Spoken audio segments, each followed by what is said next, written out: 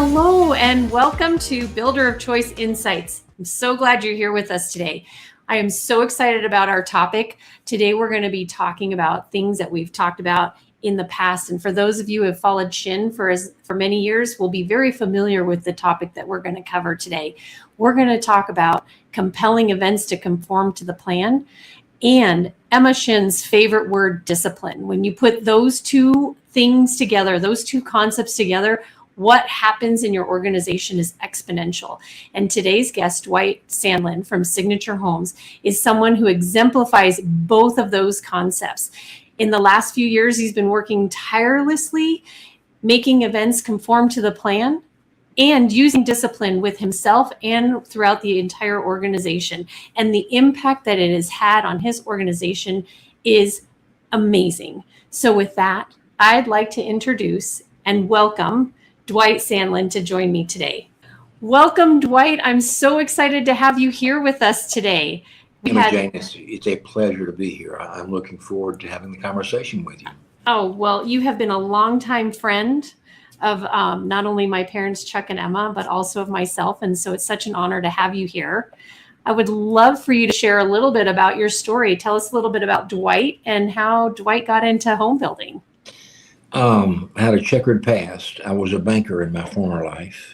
So I was a banker for 15 years and started my first company, sold to a public company 35 years ago. And we started Signature Homes about 30 years ago. And we've been doing Signature since then. We're a private builder, building in Nashville and in Birmingham. We do about 450 homes a year, based between townhomes, 55 plus, and detached. So the company's done real well, thanks to you guys. Aw, well, you have quite the reputation. I know I've mentioned you in conversation before, Signature Homes in conversation before. And I know people have been like, oh, yeah, nobody goes into Birmingham because Signature Homes owns the Birmingham market. So you have made quite the name for yourself. Yeah, I know you built a beautiful product. And there's, Signature Homes, I think, is a very good name for you guys because there is something very special about your homes. So before we get into our conversation about the discipline and compelling events to conform to the plan, tell us a little bit about your concept or your vision for your homes and how you're different from everybody else in your market. Because I think you have a very specific. You're just very specific in how you do your business and how you build homes. First of all, we start with market research. So we start there with market research to make sure that what we're building is and there's a need in the market for us. But then secondly, we do our own development. And we create great communities. So our idea is start with a great community, knowing what houses we want to build and create a great place. We have found that people buy in an area of town, so we're very particular. We're a second and third time home buyer and a 55 plus. So we go for A locations and the communities are primarily the thing we start with, typically highly amenitized. And our biggest issue is we try to make neighborhoods. No, we don't try. We make neighborhoods so that people will live there. And with that, we create a lot of synergy and have a very high referral rate. We're about a 50% referral rate on our community. So it works very well. And you have people buy over and over. They don't buy just one Signature home. Is that correct? We built about 10,000 homes, and we have over 600 people that have bought 2 or more homes from us. Oh my gosh. Well, that says a lot for the quality of your homes and how well you know your buyers. And that is very important. I tell you, Emma Jane, the thing we found is not much the quality of homes, because the quality is expected. It's just how we treat them during the process. Mm-hmm. That's more important, because we have, like I said, just showing up means you got to do the quality, you got to do the homes.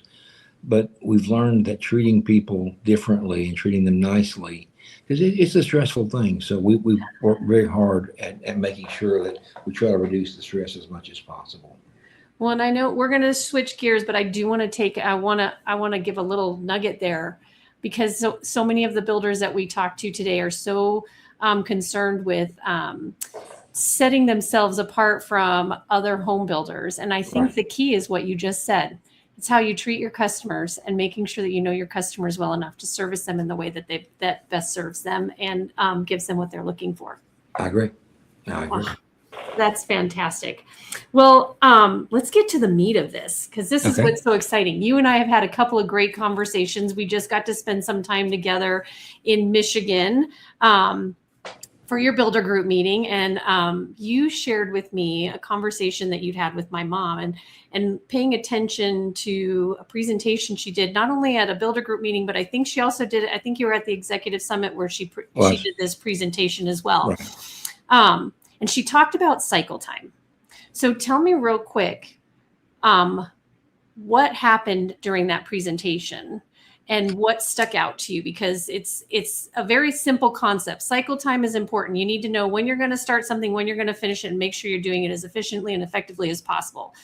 And a lot of builders are like, well, we do A, we do B, we get done. If we miss a day here, miss a day there, meh. But you took away something more from that. Share what you took away from that. We've got a member of Benchmark Group, which is done by the Shinn Consulting for 20 years, and it's been great. So when Emma spoke, I knew she was never speaking haphazardly. So it was in 2022, and what she was starting to tell us is about cycle time and about how effective cycle time was. And to your point, Emma Jane, that we were one of those builders that we built pretty quickly, but we never measured it. And her point was starting to measure it and quantify to make sure it worked. So we took it very, very seriously and started going about in a very strategic fashion, as opposed to we couldn't tell you what our real cycle time was up to that. It was about 4 or 5 months. I mean, so it wasn't bad. But we started paying a lot more attention to that, and the fruits of that have been just kind of outstanding. It's the single biggest thing. We got to do all the other stuff first. You got to do all the other stuff. But as far as profitability, it is the single biggest area of profitability if you have backlog that you can do. But we took that and started going very specific with that, based on what Emma said that day. Yeah. So tell me, what is the one thing, like, you left that day, and I know you and I had a conversation, and shortly thereafter, because you were really like, we're going to focus on this, and we've got it. We're going to nail this down. And when you look at a home building cycle is very big. There's so many moving parts to a home building cycle. And so when you looked at this, we're looking at compelling events to conform to the plan and discipline. And these are the two pieces that I think that you took and used in order to do this. What were the things that you looked at, and how did you decide where to get started? We got started with starting to benchmark everything we were doing, rather than just guessing. We had schedules, we used schedules, but we didn't use them completely and dogmatically. And what we found was that the key to a fast return was more in the framing side and in the rough mechanical side, because that's the hardest part to get done, because there's so many variables with that.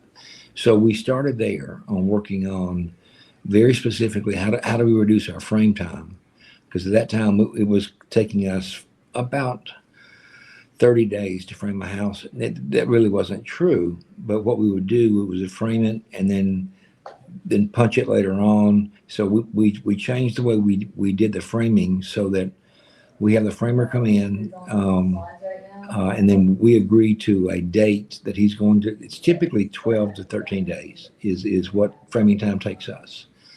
So what we did was we established that in 13 days we would do an inspection of the house, And if it passed our inspection, which puts a lot of onus on us because you have to really know what you're doing when you look at that.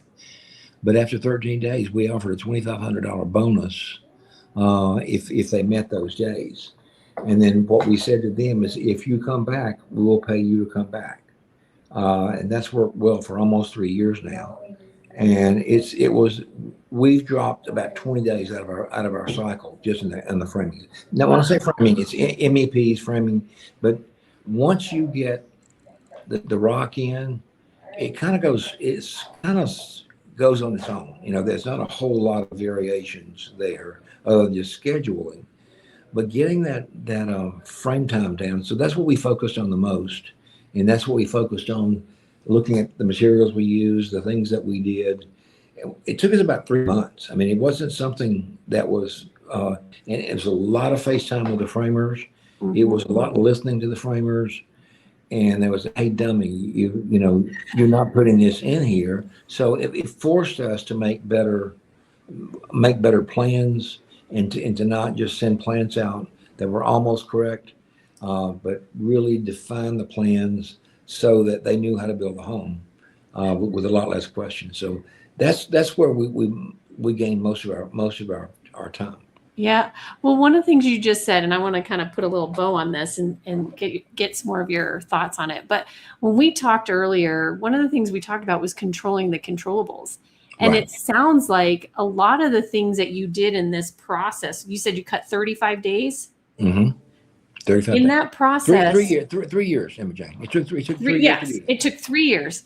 But what you were doing, it sounds like you were figuring out where you could control the system so that you weren't letting things fall away and become uncontrollable. Right. So what were some of the conversations that you had, not only with your trades, but with your team, in order to start gaining control of the things that you could control to avoid things down the line? We quit worrying about how long it takes to start a house from dig, because that's a variable that's hard. We have our own development, and we have prep sites. So what we do is we take the controllables from green plate up to what we call PDI, which is pre-delivery inspection, which means time for orientation. So our mission, what we do is get enough slabs ahead of us so that when we start there, everything from green plate forward is controllable. So we went very deep into how do we control that time frame, and what do we do to make that happen. And the closing dates, because that can move back and forth. So we don't measure closing dates too much from a standpoint of a controllable. But if it's green plate up, and when I say green plate, we do some basements. So basically it would be the rim joist on the basements, but it's the same going up. And what we've done is very, very aggressively, more than anything else, is communication. And we've set standards with our guys. The first order of business is you got to have a good CRM. Yep. If you don't have a good CRM and you really don't know where your days are or what your time is, with great specificity, and as you update it daily, it updates the system daily. So if you don't have a good CRM, it won't work. And when I say that, yeah, we had a good CRM, but we use Constellation, Constellation, and they create we have created a schedule from that. And then what we do is we use that schedule very dogmatically. But again, if your CRM's not there, I don't mean to be hammering on that, but you don't know if you're looking at your time on a monthly basis, you're just wasting your time. You're absolutely wasting time. And what we did on the controllables was we met with all of our builders. We call our superintendents builders. We met with all of our builders, went through the process with them, and just started hammering on that.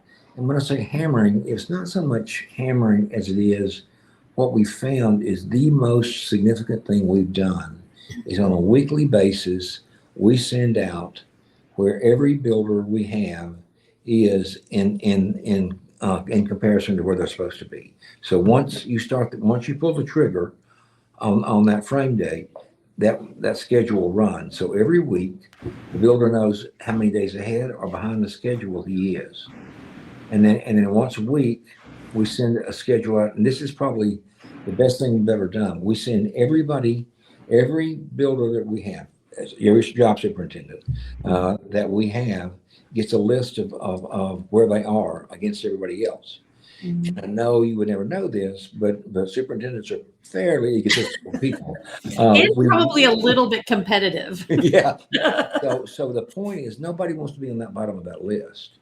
And what happened is the early adopters bought off on it, and they started making things happen. The other guys started saying, "Whoa, wait a minute! If he can do that, I can do that." Mm-hmm. So if there's one thing that I would highly recommend, it's post that list. But it has to be right. You can't, if you're guessing on the list, you lose credibility with your folks. So every week, and then every week, we have a list of all, and then we simply, my production manager simply say, "Great job, this group." Don't say anything bad about the other group, but just great job, this group, and solid on the others. That's been probably the best communications things we've done, and it's worked. It continues to work. Everybody knows where everybody else is. Yeah. So basically, it sounds like here's what I'm getting from the key points: making sure you have good data, and you're keeping it nice and clean, and you're keeping it in a place where other people can have access to it. That's correct. You're creating good reports that are meaningful to the people who can make an impact on what is a result from that data. Right. And you're sharing it in a team environment and creating an environment where there's healthy competition, right, where they're working together to accomplish a greater goal. But there's always that, like, I always call myself a closet competitor because I don't ever want anybody to be better than me, but I don't sit there and go, I'm going to compete with you. So I'm always like watching the person next to me. And so it seems like you're creating an environment where there's really good, healthy communication. You have people that know where they are in that line, and right, they have good data. They can trust the information that you're giving them. Absolutely. And one of the things too, obviously you have to get vendors on board with this, but one of the things that we've been using a paperless PO system for years. So we send our vendors the POs. Each Thursday afternoon, our builders will get together. We have small teams in each of our communities. We'll get together on Thursday afternoon and create what's called a hard 5. And what that means is that's the hard schedule for the next 5 days. And with that, that's emailed, or it's put into our system, and the vendor gets it automatically. So the vendor knows what's coming the next week. No phone calls. And that's not true. In the home building business, that isn't true. Right, that's not true. But the goal is to not have excessive. What we've found is particularly our better vendors love it because we give them a 90-day look-see on that for here's what we got coming up for the next 90 days, so they know how to plan their crews and their schedules. And then each week on the hard 5, they get it, and I would say probably 80% of our vendors just follow that the email that goes out, and it's good for everybody. Oh, that's amazing. With that though, it's a great responsibility on our part. And here's the key: is that we have to keep up. We have to have that house ready when that vendor comes. And if we're not ready, then we use a telephone and say, we need to change. But you don't need to call the vendor that morning and say, I'm not ready for you. Right. So if you treat the vendors nicely, and the object is for the vendor to make as much money as possible, because that's what you want them to do. We don't build houses, we just manage vendors. So our mission is to make sure that they have the information as clearly as they can, and what they do. and they know what to expect. But the key is making sure that information is correct, and making sure that when that vendor comes out, that he's not surprised. That right there is a definition of the builder of choice for your vendors, right? That's It is. exactly It what is. they want. It is. And you probably get their best crews. I do. They always show up when you expect them to. No, that isn't true. Well, they show up more often than they don't when you want them to. But we're not always ready for them too. I mean, this is not robots. This is still people. Yeah. But the idea is they know they're responsible to be there that day. Yes. And if they're not there that day by 10 o'clock in the morning, we're calling them saying, "Where are you?" That's usually the telephone. But yes, it makes working for us easier than working for our You competitors. probably get some pretty decent pricing then. What we do, because they don't have to charge you for Right. your inefficiencies. and then too, what we do is using that same schedule, we run our AP off of that schedule. It goes straight back to AP, and then they get an advice each week. We pay small vendors weekly, and our bigger other vendors we pay either bi-monthly or monthly. We give them advice of what money's coming, so that when they get a check, because some of these guys are small and they can't float anything. Right. So we advise them that this is how much money your check is going to be, so they don't get a check and are surprised and have to worry about how they're going to pay their labor that week. That's awesome. It just shows a lot of respect. Yeah, it is respect. It is respect. And if you don't respect vendors, you don't need to be in this business. You just don't need to be in this business, because if you think they're subservient to you, you're just dead wrong. Mm-hmm. Wow. Well, I think you probably get the best vendors in town. We do. Yep. We do. But something else that we do though is, this isn't just about production. This is well, let me go back. One of the things that matters the most is QAs. After a vendor's done, our builder meets with that vendor. That's not true. It's not that second, but they meet with a vendor. They do a QA, and then until that QA signed off, the vendor is not paid. But what we do same thing there. Is it sounds silly, but it works. We set up a reporting system off that same email that shows how many QAs did you do. This, not how many, what percent. Mm-hmm. And we expect our QAs to be 100% every week. That's one thing that is very controllable. Mm-hmm. We expect our QAs to be, and so it's an expectation. The report goes out again to everybody showing, did you do your QAs? Yeah. Well, that allows you to know where things are in the process and if Right. they were done correctly. And if they Right. weren't done correctly, you know to make a change or start working on correcting that problem right away instead of waiting till the very end, and then you have a big problem at the end instead of solving it right when it's an issue. The issue there too is what we try to do is waste our redos, because if you move a light sconce 6 inches, that's 3 days and 3 vendors that you got to deal with, and the vendor doesn't want to come back, because that's, I don't care how much he charges you, he doesn't want to come back. So the idea is do our dead level best, have the plans correct, and we're not perfect on that. I'm not telling you we are, because we're not, but we're very conscious of that. Mm-hmm. And we're very, very conscious, and hopefully when something goes amiss, we fix it right then, so we don't repeat it again and again. Yeah. But that's true. We do that with our estimating side, with our plan side, but everything else. We send out weekly. We set our pro forma together and say out this is what's supposed to happen, and then we put a monthly schedule together, not a monthly, but a 30-day look ahead schedule, so that everybody in the back shop, that's what we call our estimating. Everybody in the back shop knows when they've got to get those field files, which is our POs, so everybody's in that game, everybody's measured, and everybody understands what the start is More on the back shop, but it's the starts are the most important thing there. And the same is true with the designers. Everybody understands what the date of the start is, and everybody works towards that date. Yeah. I would say we're probably 85 or 90% accurate on that. Not 100, but we're Yeah. but it's good. It's real good. Well, that's what's so important. And I love that you're talking about communication and indirectly and directly, right? Like Right.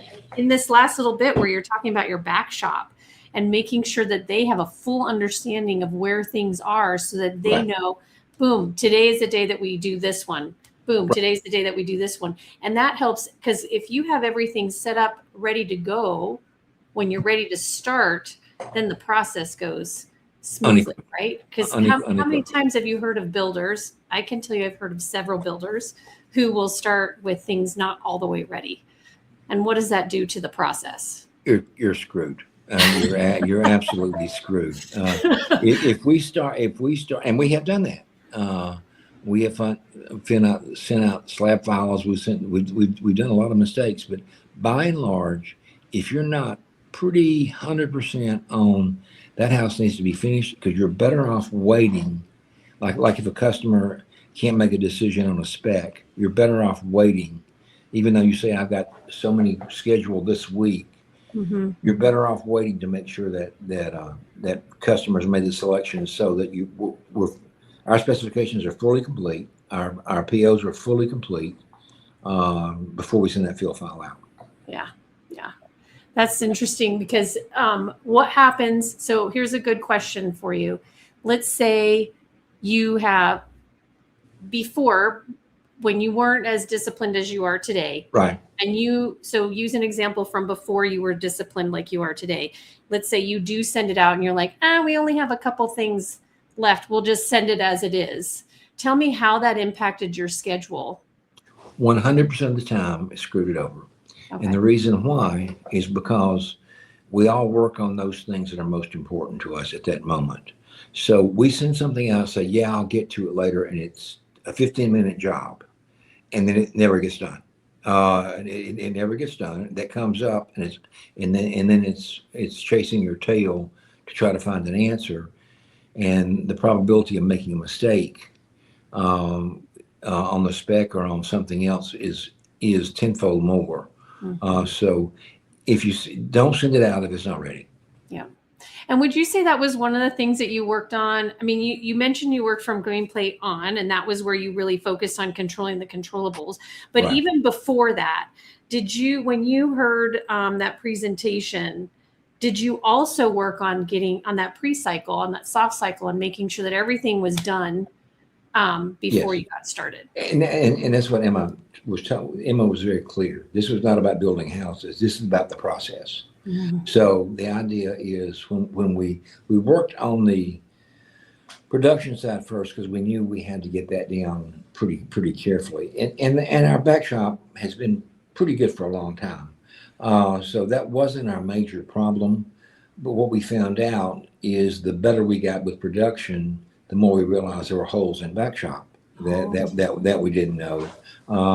Because heretofore it would have been a fight between the builder and our estimator saying what's right, and now it's either it is or it isn't. And both have their responsibilities, and if it isn't right, it's not about blame. It's about how do you learn. What do you do when something isn't right? Do you fall forward or do you blame everybody? And the issue is when you start the blame game, everybody loses.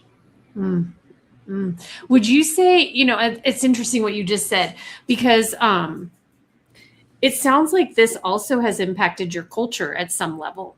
So would you say that this decision to really focus on cycle time, would you say there was some blame game or some frustration between field and the home office and production or field and estimating? And now that you've brought this focus, did it kind of lend itself to both teams working together to solve one problem? It is. And I read so much about culture. We talk about culture, everybody writes about culture is the most important facet you have. Culture isn't worth anything if you have misinformation. Mm. But because at that point, everybody has their job to do. And if they're frustrated over and over again with someone else, it's hard to have good culture. I don't mean they despise each other. That's not what I'm saying. But Right. the idea is, how do you go forward without blaming someone else? And most particularly when the one thing we've tried our dead level best to do is if somebody makes a mistake, raise their hand and say, "I made a mistake. I'm sorry. I'll fix it." But as opposed to somebody else, and one of the things that this has created is a lot more team effort in going into this, and a lot more from both sides. And what our guys will have pretty heated conversations. But I don't mean fights, Right. but they believe in their position. But the idea is have the conversation, make it constructive, but then move on, and just move on. And if somebody is here that isn't doing that, in our culture, you don't get to stay here. And it isn't me that fires them. It's our folks in the field saying you don't fit. Mm-hmm. We're tough. We're a hard company to work for. We don't make any bones about it. If you don't like responsibility at any level in your company and the company, and if you want to stay under the radar all the time, this isn't the place to be. I love it. Well, I mean, you're a company of excellence, We do. and you want people who want to work in an environment where you're always striving for excellence. Right. And that shows to our customers. Mhm. That show because we do what we call RFIs, raving fan indexes. We test. We put surveys out all through the process, and I'm always like, we the aspect is you rate from 1 to 10, but the comments are always the one that are the most advantageous, is because when they point out somebody that says this guy did a great job, for 3 months, this guy did a great job, or this gal did a great job. That's when we've, like I said, over 50% at this point, over 60% in Birmingham. Nashville, we don't own the market in Nashville. It's a much bigger market. Yeah. We're running about a 35-40% in Nashville, but about almost a 60% referral rate here. Wow, that says a lot. Well, we've talked about a few things for cycle time, and the presentation my mom gave, Emma gave, talked a lot about the invisible impact that cycle time has. And we've talked a lot about it. We've talked about how it impacts culture. We've talked about how it's impacted your relationship with your trades. We've talked about, in essence, it impacts your relationship with your clients because they can see that you have a really good process and that you're going to finish the home when you said you were going to finish the home. Right. So you're meeting their expectations. You are eliminating the trades having to come back. So you're eliminating all of these little errors because you're focusing on this process. And these aren't big things. They're very small but impactful things. And they're kind of invisible because you don't really know that they're there because a lot of times you don't measure for those. Right. And so you started measuring for those. You started making the difference in your organization in those ways. Talk to me a little bit about the financial impact, because that also, you're not shelling out, like you're not writing a check in essence for long cycle times, but you're sure gaining back a lot and in your cycle time. And for you, it's been impactful for your whole organization. It has, and prep for this.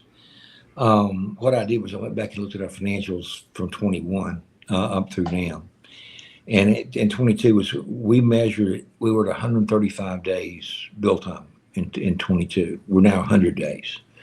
When you look through that, take the same information, because it's the same number of people building at a 135-day house as it is a 100-day house. Actually, it's easier because there's less houses going.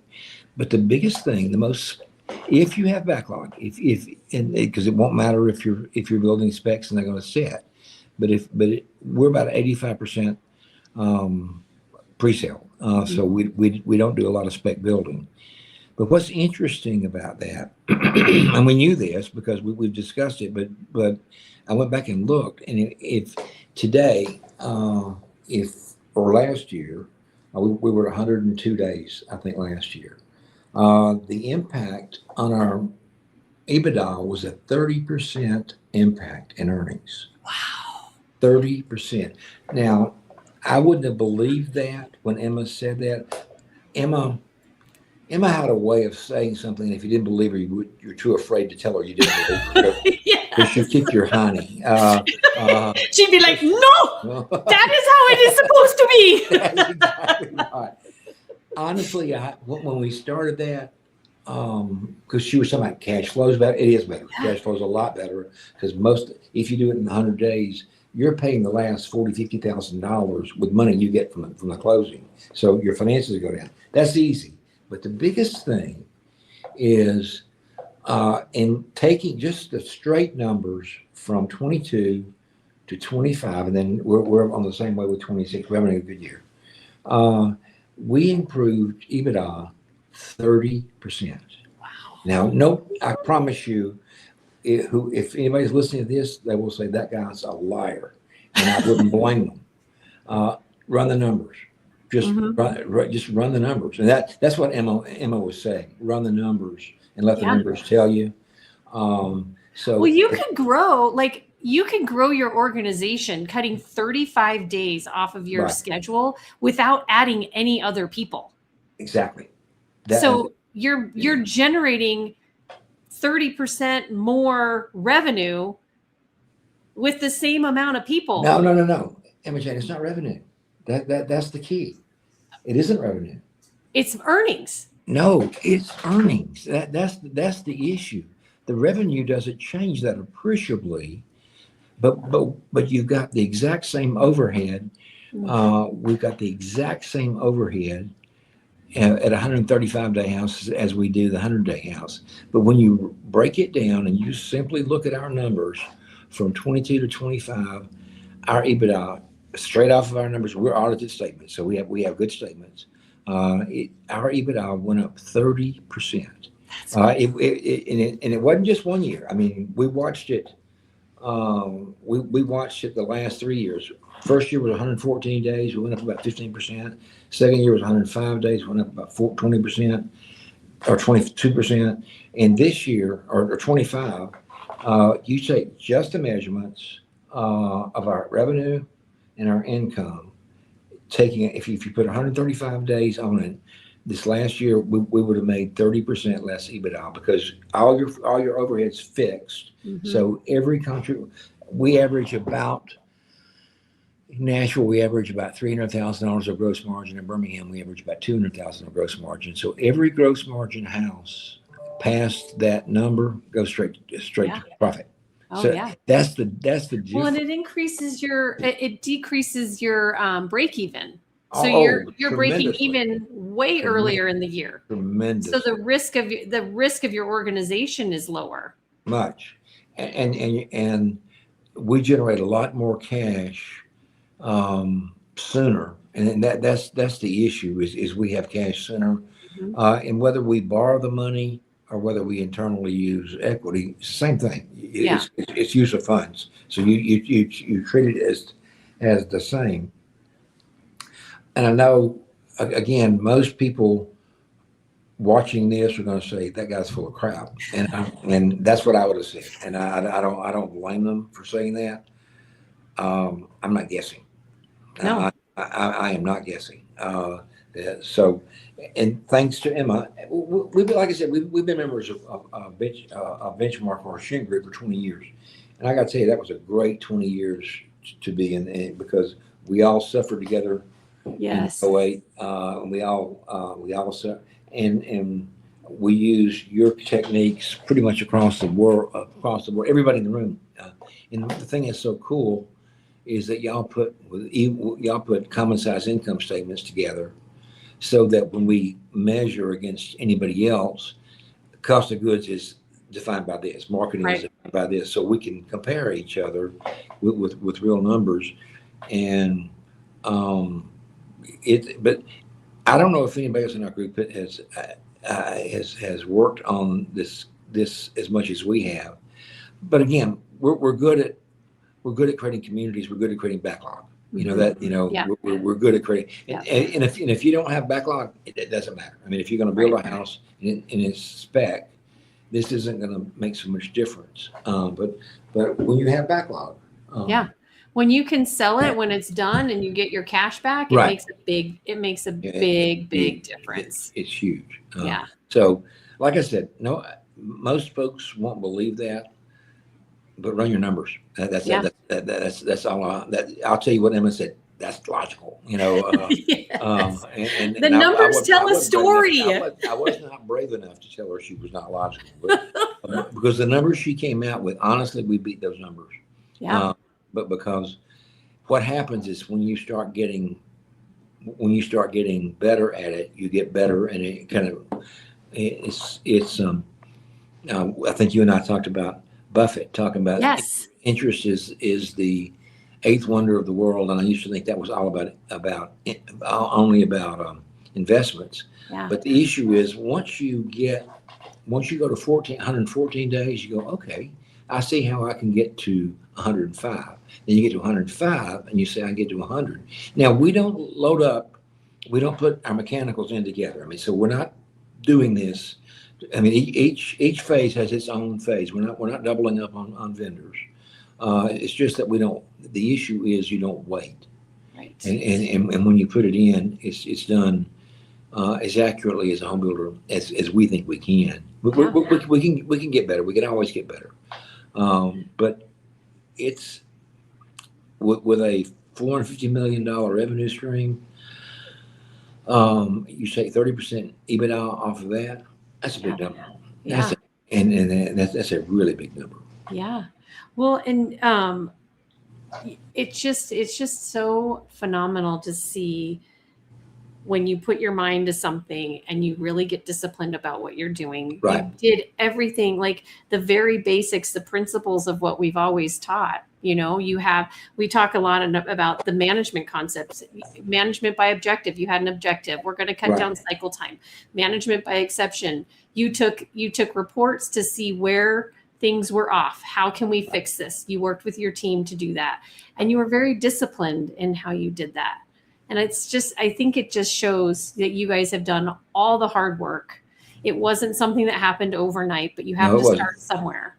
And every year you improved, and you always, it's constant and never ending improvement. That's basically the concept. You have to always have this mindset that we're never going to reach perfection, but we can always work to improve. And what we're doing now, we don't think, if you look at the number at the time, we've got some houses being built in 85 to 90 days, but that's pretty unusual. We think 100 days is about where it needs to be, without doubling up vendors or anything else. But on that though, what you keep doing is finding more ways, but because where the exceptions are, you find more ways to mitigate those exceptions. And the idea is have everybody work smarter, not harder. Right. Absolutely. Wow. This has been such a fun conversation. I'm glad I've gotten to have it with you so many times. It is my pleasure. It is absolutely my pleasure. So if I can do anything else, let me know. Yeah. I do want to ask you one final question to close this out. But what is the one thing that somebody listening to us today that you hope they take from our conversation? Charlie Munger, who was I think probably one of the reasons why Berkshire Hathaway did so well. Charlie Munger is quoted as saying, "Invert, invert, invert," and I didn't quite know what that meant, so I studied what he was saying. And Munger's position was go find out what you don't know before you do it. Go really deep into your own systems first before you start something new. So I would suggest, if you really want to get your cycle time down or anything else, invert, invert, invert. Go deep into what you're doing already and really understand it. And if you can't put it on a flow chart that goes from A to B to C to D, if you can't flow chart it, you can't do it. So my suggestion would be do what the rest in peace Charlie Munger says: invert, invert, invert. Oh, thank you so much, Dwight. Thank you. It has been a pleasure, and I My appreciate pleasure. you sharing your experience and wisdom with us today. And I look forward to many more conversations with Me you. too. Thanks for having me. Thank you, everybody, and we look forward to seeing you at our next Builder of Choice Insights. Thanks for watching or listening. Give us a like and leave a comment. And if you thought of somebody, be sure to send them a link so they can listen too. As always, we'd love to hear your feedback. Is there a specific topic or special guest that you want to hear about? Let us know. Did you like what you heard? Then I've got great news for you. You can listen to this episode along with many more at Builder of Choice Insights, where I talk with industry experts on crucial concepts that help builders become the builder of choice.